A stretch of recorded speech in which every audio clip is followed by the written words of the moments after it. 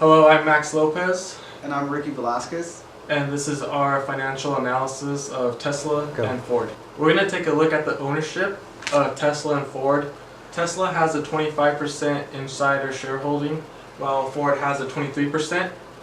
And we found it interesting that BlackRock and Vanguard were among the top 5 institutional holders for both companies. Go. Now we're going to take a look at cost of debt.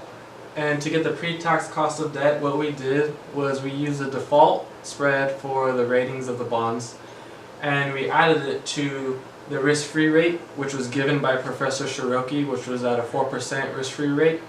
And we got a 8.5 for Tesla and 5.6 for Ford. And what we did was we took the pre-tax cost of debt, we multiplied it by the difference of the effective tax rate and the total interest rate, and we got after-tax cost of debt. To find the cost of equity, we had to find the expected risk premium using the earnings-based model, and we multiplied the expected risk premium to the beta and added that to the risk-free rate. And for Tesla, we got 3.1, and for Ford, we ended up with 14.88. So after we figured out the cost of debt and the cost of equity, we were able to find the cost of capital. Now to find the WACC, what we needed to do was get the cost of debt, we multiplied it by the debt ratio, and we added that to the cost of equity and multiplied it by the equity ratio. And we were able to calculate the WACC. Tesla's came out to be 5.79, and then Ford's came out to be 9.19%. The results from our analysis gives us an optimal debt ratio of 60% for Tesla, beta for the stock of 1.42, cost of equity of 8.60%, after-tax cost of debt 8.21%, a WACC of 3.70%, an enterprise value of $49 billion, and a shareholder value of 280, while our results for Ford gives us an optimal debt ratio of 70%, 80.89 beta for the stock, 12.54% cost of equity, and 5.78 after-tax cost of debt, a WACC of 10.81%, and an enterprise value of $57 billion, and a shareholder value of $11.47. Based on numbers, Tesla should not incur any more debt. However, based on the fact that they are in the growing stages, more debt would allow the company to have more expenditures on infrastructure and innovative technologies.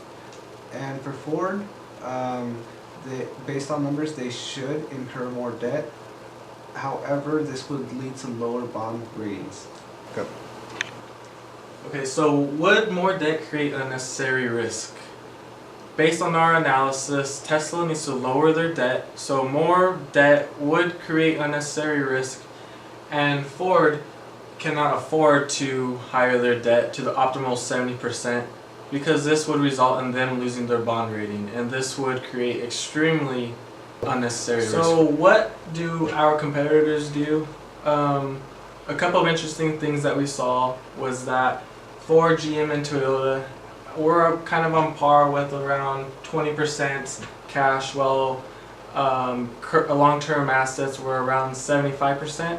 And then Tesla was the total opposite of that, with around 74% cash and around 20% long-term assets. Then we look at liabilities and equity.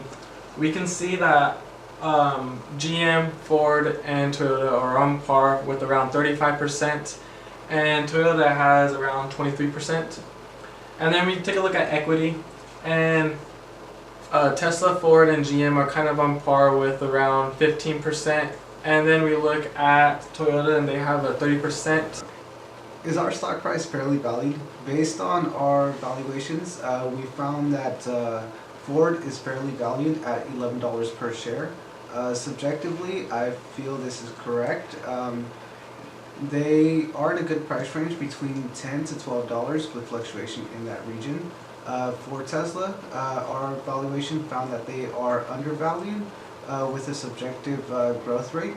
However, based on numbers, they are overvalued with an estimated price of 256 per share, which would be a 20% shareholder loss.